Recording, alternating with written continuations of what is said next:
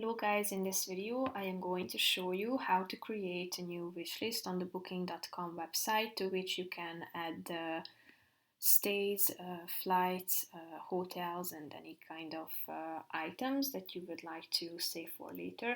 But first I just want to mention, don't forget to subscribe to my channel because at 10,000 subscribers I am going to show you my whole YouTube revenue statistics and growth strategy, how to make money online. Now let's jump into it. First of all, open the website on your device and then you should tap on this account button at the top of the screen.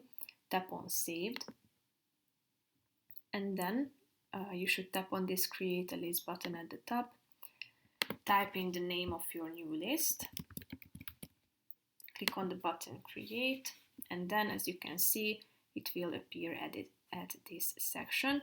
Tap on start searching to add new items to your wish list. All you have to do is just tapping on it and then click on the heart icon if you want to add it to your section. So that's pretty much it for this video guys. See you in the next one. Bye bye.